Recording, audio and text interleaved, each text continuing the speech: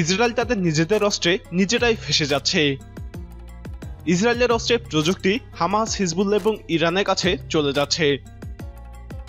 Israel জানিয়েছে তারা গাজায় হামলা চালানোর জন্য যে বোমা নিক্ষেপ করেছে তার প্রায় 280টিরও বেশি অবিস্ফোরিত রয়েছে, যা আগে কখনো হয়নি। এর মধ্যে 30টির বেশি ক্রুজ মিসাইলও আছে। ইসরায়েলের সেনাবাহিনী জানায় ওই মিসাইলগুলো প্রায় সবই সংগ্রহ করেছে হামাস। হামাস জানিয়েছে তারা প্রায় 300 অবিস্ফোরিত বোমা এবং মিসাইল সংগ্রহ করেছে। ইসরায়েলের আশঙ্কা এই বোমা এবং মিসাইলগুলো হামাস সংগ্রহ করায় ইসরায়েল বড় ধরনের বিপদে পড়বে। এর ফলে 3 ধরনের ক্ষতির শিকার হবে ইসরায়েল। প্রথমত, এগুলো হামাসের কাছে চলে যাওয়ায় এগুলোর প্রযুক্তি সম্পর্কে হামাস জেনে যাবে। স্বাভাবিকভাবেই ইরান এবং হিজবুল্লাহ হামাসের মাধ্যমে অস্ত্রগুলোর প্রযুক্তি পাবে।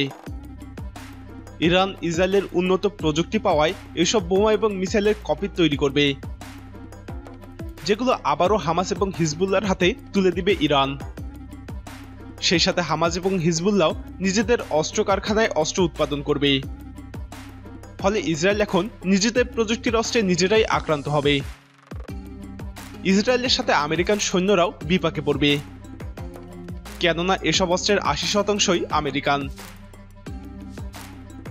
দ্বিতীয় সমস্যাটি হলো হামাস এবং ইরান ইসরায়েলের এই অস্ত্রগুলোর দুর্বলতা খুঁজে বের করবে। ফলে ভবিষ্যতে ইসরায়েল এই অস্ত্রগুলো আবারও ব্যবহার করার সময় হামাসের ক্ষয়ক্ষতি কমানো সম্ভব হবে। ইসরায়েলের জন্য তৃতীয় এবং সর্বশেষ ক্ষতি হচ্ছে এসব অস্ত্রে গোলাবারুদ বের করে হামাস তাদের অস্ত্র তৈরিতে ব্যবহার করবে।